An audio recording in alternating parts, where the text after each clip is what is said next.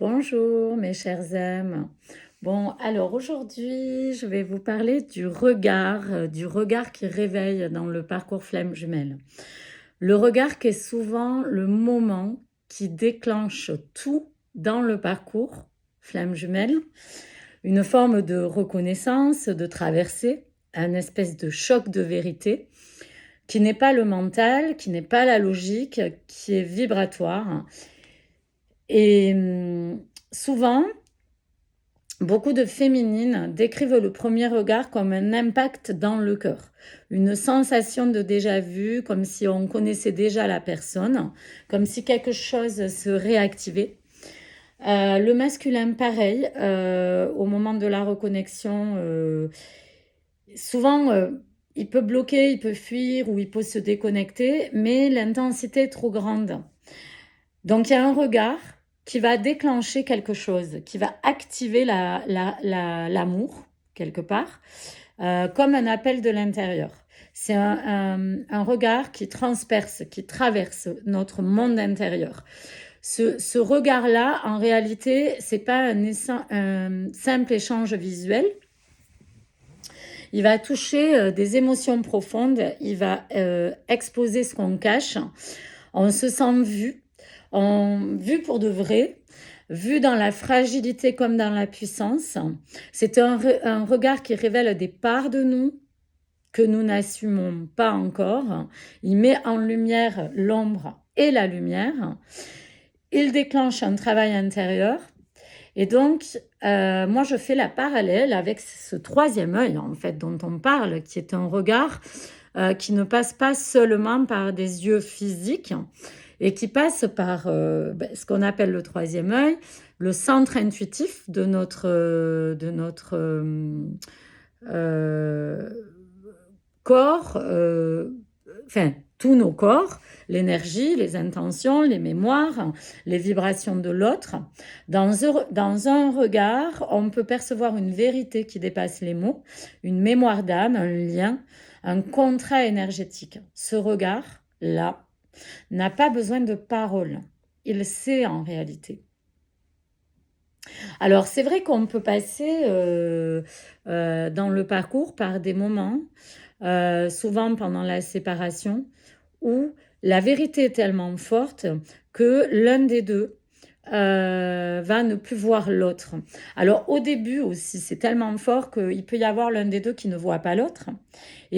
Ou alors on fait semblant de ne pas se voir, on va fuir, on va être dans une forme de déni, parce qu'il y a une peur de souffrir, peur de la relation, des blessures d'abandon, de rejet, de la protection intérieure, un passé qui n'est pas réglé. Le lien, il est perçu au départ, puis ignoré ensuite. Il y a un ressenti, mais qui peut être nié. On peut voir les choses, mais on va l'enfouir ensuite. La reconnaissance peut être instantanée, mais l'acceptation demande du temps.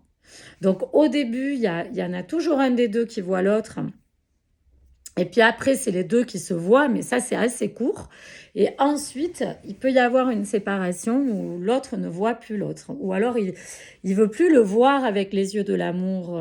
Il veut le voir avec des yeux soit de l'amitié, soit il va placer la personne à un poste d'amant ou de maîtresse, enfin, dans une posture d'amant de maîtresse, ou enfin, jamais à la place que le premier cheminant ou la première cheminante, la première personne qui conscientise qu'il ou qu'elle est dans un parcours flamme jumelle, va être sur cette attente que l'autre le ou la revoie. Il y a vraiment cette histoire de regard qui est perdu. Au début, il y a ce regard qui se connecte, qui est assez puissant, assez fort. C'est comme si l'autre venait à l'intérieur de nous et n'en sortait plus. Et après, il y en a un des deux qui sait ça, qui se souvient de ce regard et qui cherche à retrouver ce regard. Et ça peut provoquer des vagues à l'âme, des vagues de tristesse chez celui qui sait, qui est premier cheminant ou première cheminante, qui sait que il est dans ce parcours avec l'autre. Dans tous les cas, il est vraiment conscient que cette histoire n'est pas rien Et il est triste ou elle est triste de voir que l'autre ne voit plus. Il y a un peu ça, le regard qui parle ou qui évite de parler. Dans le parcours, le regard dit souvent ce que les mots n'osent pas dire. Le masculin, surtout, parle avec les yeux. Il exprime l'amour, le manque, le désir, la confusion, la peur, la vulnérabilité. Toujours, c'est un peu à la mode en ce moment, ce mot. Mais ses yeux parlent, sa bouche se tait. Pourquoi? Parce que les mots engagent, parce qu'ils nécessitent de prendre une position, parce qu'ils demandent d'assumer ce qu'on ressent. Le regard, lui, reste dans la sécurité, dans l'ambiguïté, dans un silence émotionnel. Et parfois, le regard peut fuir. Non pas par rejet, mais parce que c'est trop intense, trop vrai, trop rapide. Le regard devient alors comme une communication incomplète, une vérité un peu muette. Il arrive aussi que l'un des deux utilise le regard pour éviter la communication, comme je vous disais, pour éviter la confrontation avec l'autre, pour éviter des émotions trop grandes. Regarder, c'est un peu aussi risquer d'être vu. Et être vu, c'est risquer d'être touché. Alors, on détourne les yeux, on coupe l'échange, on ferme le portail. Mais ce silence visuel dit quelque chose. Je ne peux pas encore être là, je ne peux pas encore te parler, je ne sais pas comment exprimer ce que je ressens, ce que je vis. Tout ça me dépasse, c'est important de le comprendre. Le regard révèle l'émotion, mais pas l'intention. Donc, il faut peut-être faire attention et je vous dis ça parce que moi, j'y suis passée, je peux passer encore par là, de ne pas interpréter à la place de l'autre et de garder un discernement. Ce qui n'est pas facile dans ce parcours. Parce que tout est fait un peu pour nous brouiller les pistes. Il peut y avoir aussi beaucoup de synchronicité sur le parcours et on peut voir des signes où il n'y en a pas. Des fois, il y a des vrais signes et puis des fois, c'est des signes où il n'y en a pas. Et qui peuvent brouiller les pistes, brouiller le chemin. Donc, c'est vrai que on est sur ce travail du troisième œil. Alors, pour ceux qui sont cartomanciens, cartomanciennes, médium, c'est encore plus exacerbé cette histoire de discernement. Parce qu'on peut avoir eu dans des vies antérieures des histoires avec la cartomancie, avec la médiumnité, des histoires karmiques qui reviennent dans cette vie pour s'en libérer, pour se rendre compte et prendre conscience de ça, de cette histoire de vie passée qui vient un petit peu brouiller les pistes. On vient aussi nous faire changer de regard sur le monde. Après la rencontre, notre regard change. On ne voit plus le monde comme avant. Il y a un avant et un après dans cette rencontre. On observe différemment, on ressent plus profondément. On voit les signes, les synchronicités, les répétitions, les messages subtils, comme je vous disais. C'est comme si le monde devenait beaucoup plus symbolique, plus vibrant, plus révélateur. Avec la connexion, les signes apparaissent toujours. Il peut y avoir des regards croisés avec des inconnus qui rappellent l'autre, des chansons qui parlent des yeux, des chiffres répétés, des noms, des lieux, des dates qui reviennent, une sensibilité accrue aux détails, mais attention avec ces synchronicités. C'est ce que je vous expliquais. Soit on confirme, ça vient confirmer l'absolu, soit ça vient un petit peu nous perdre. Donc, il faut faire attention à ces histoires de signes qui nous guident. Un petit peu comme si on ne devait pas... il faut faire attention que les signes, en réalité, ne décident pas à notre place. En fait, le discernement reste essentiel. Le regard extérieur doit s'accompagner d'un regard intérieur. Se regarder soi, observer ses blessures, comprendre les réactions de l'autre, voir les projections, les siennes, celles de l'autre. Observer sans se perdre, regarder le lien sans se dissoudre dedans. Le regard est un portail, la conscience est la clé.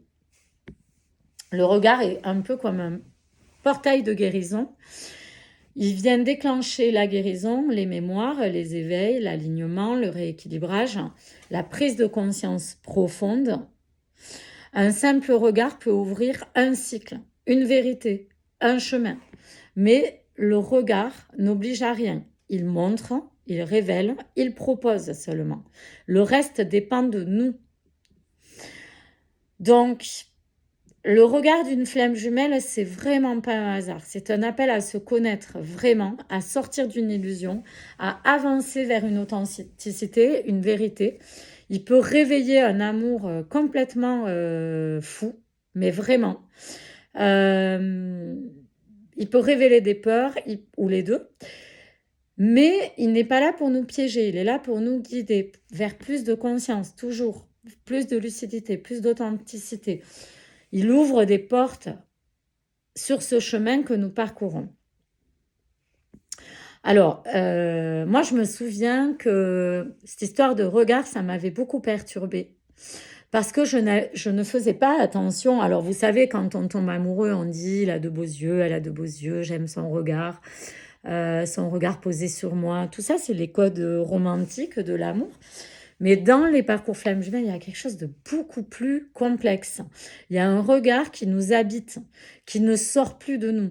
On essaie de retrouver le regard de l'autre comme si on l'avait perdu. Et l'autre ne nous voit plus. Tout à coup, il ne nous voit plus. Donc, on se sent rejeté, non désiré, non choisi. Il y a toujours ces histoires d'avoir la sensation d'être non choisi, non désiré, non vu. Ça, c'est souvent le chaser, celui qui cherche à récupérer cette relation. Et l'autre, celui qui fuit la relation, il peut avoir un regard fuyant, alors que quand il va nous regarder, il y a vraiment tout qui est écrit dedans. Tout est écrit dans le regard. Donc souvent, le chaser va dire, mais c'est pas possible, la façon dont il me regarde ou qu'elle me regarde, tout est écrit dedans, je le vois que tout est écrit dedans. Pourquoi dans ses comportements, dans ses agissements et ce qu'il est en train de me montrer, ça ne correspond pas à son regard? Ça, c'est incroyablement perturbant. Voilà, donc j'avais envie de faire cette vidéo sur le regard parce que c'est vraiment quelque chose qu'on retrouve sur ce parcours. Et après, il y a l'histoire du troisième œil, puisqu'on est amené aussi à développer un petit peu notre partie spirituelle, nos dons, ce qu'on appelle des dons. En réalité, on en a tous, mais on va dire que on n'a pas tous les mêmes, peut-être parce qu'on n'est pas venu faire les mêmes choses. Mais il y a quand même beaucoup cette histoire de troisième œil qui se travaille dans ce parcours. Voilà. Alors, j'aimerais bien prendre une carte pour le lien. Je vais prendre la géométrie sacrée aujourd'hui. On va voir ce qui sort pour le lien flamme jumelle. Alors là, il y en a trop. J'en veux juste une. Le féminin divin qui est sorti. Donc, la fréquence du féminin divin renforce notre côté réceptif, nourrissant et doux, en lui permettant de s'exprimer ouvertement et en nous aidant à nous connecter à notre compréhension intrinsèque de notre lien à la création.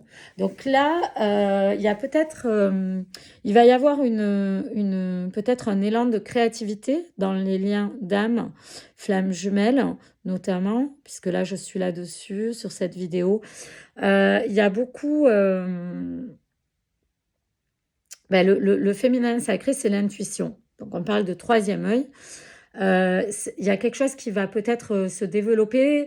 Là, avec les lunaisons dernières, on est là vraiment pour voir les choses cachées, regarder la vérité, l'authenticité. Donc, on va être de plus en plus là-dedans, comme je le dis tout le temps. Mais là, il y a peut-être une période qui va s'ouvrir encore plus prononcée. Donc, voilà, le réceptacle, le réceptif, le yin, l'énergie de la féminine, le féminin divin qui s'active. Voilà, je vous embrasse fort et je vous dis à très vite. Et puis aimez-vous toujours, aimons-nous. Bisous.